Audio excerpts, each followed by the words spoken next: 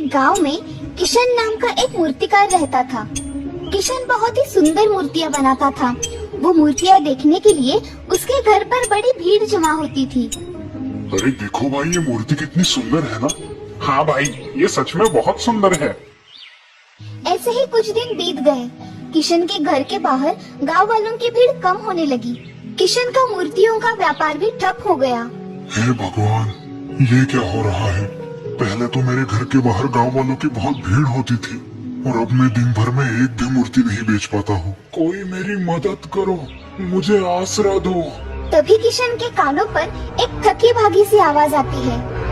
क्या तुम मेरी थोड़ी मदद कर सकते हो? किशन देखता है कि एक बूढ़ा बीमार सांप उससे बात कर रहा है। पहले तो वो डर जाता है, लेकिन सांप को बीमार देखकर उसे उसकी दया आती है। बोलिए नाग देवता, मैं आपकी क्या मदद कर सकता हूँ? मैं बूढ़ा और बीमार हो गया हूँ और रहने के लिए आसरा ढूंढ रहा हूँ। अच्छा ये बात है नाग देवता, मेरे घर के पास जो पेड़ है उसके बिल में आप आसरा ले सकते हो। मैं हर रोज आपके लिए वहाँ पे दूध की कटोरी रखता जाऊंगा। तुम्हारा कल्याण हो। दूसरे दिन किशन दूध की एक कटोरी नाग देवता के बिल के सामने रखता है और वहाँ से चला जाता है। नाग देवता अपने बिल से बाहर आकर वो दूध पी लेते हैं। ये किशन बड़ा ही नेक दिल है, मुझे इसकी थोड़ी मदद करनी चाहिए। दूसरे दिन किशन रोज की तरह दूध की कटोरी रखने जाता है तो उसे पहले वाली कटोरी में एक सोने का सिक्का दिखाई देता है। अरे वाह, लगता है नाग देवता ने खुश होकर मुझे ये सोने का सिक्का दिया है। फिर ये सिलसिला ऐसे ही चलता रहा। किशन हर रोज नाग देवता के लिए दूध की कटोरी रखता और बदले में नाग देवता उसे एक सोने का सिक्का देते। किशन का बेटा गोपाल ये सोचकर हैरान था कि आखिर ये सिक्के आते कहाँ से हैं।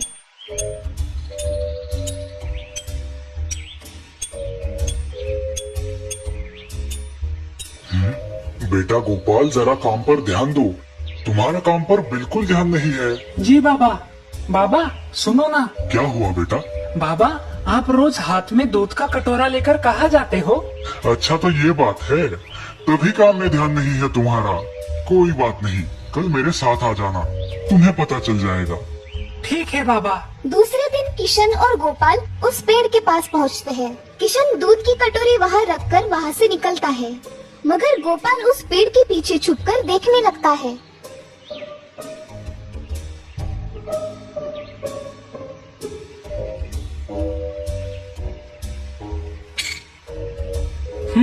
तो ये बात है। कल से मैं खुद ही इसे दूध पिलाने आ जाऊंगा। बाबा, अब कल से मैं ही नाग देवता को दूध देने जाऊंगा। वैसे भी आपको और भी बहुत काम होते हैं। हाँ जरूर बेटा, कल से तुम ही नाग देवता को दूध पिलाने जाना। गोपाल मन ही मन खुश होता है और उसी बात को सोचते हुए सो जाता है।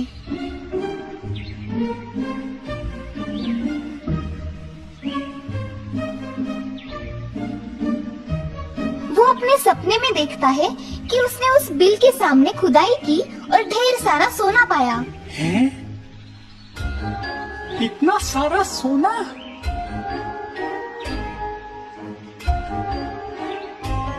ये मैं अमीर हो गया, मैं अमीर हो गया।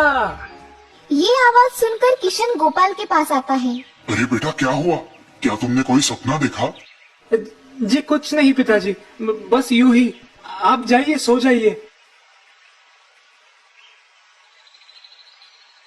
जरूर उस नाग के बिल में बहुत सारा धन होगा। मुझे उस बिल की खुदाई करनी चाहिए। दूसरे दिन गोपाल दूध की कटोरी लेके उस पेड़ के नीचे रख देता है और खुद भी उसी पेड़ के पीछे छुप जाता है।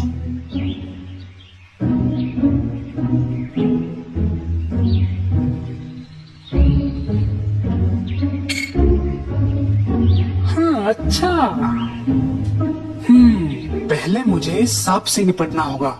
मैं इस सांप को मारकर उसके बिल के सारे सोने के सिक्के निकाल लूंगा। गोपाल वो दूध की कटोरी लेकर घर आता है और उन सोने के सिक्कों के बारे में सोचने लगता है।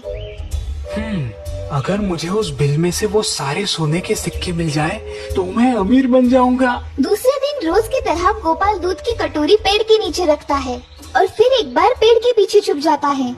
जैसे ही नाग दूध पीने लगता है, गोपाल एक लाठी से उस नाग के सिर पर जोरदार प्रहार करने लगता है।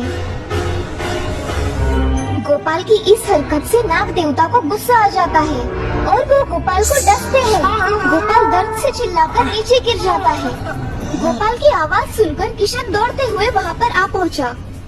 हे नाग देवता, मेरे बेटे ने आपका क्या बिगाड़ा था जो आपने उसे ही काट लिया?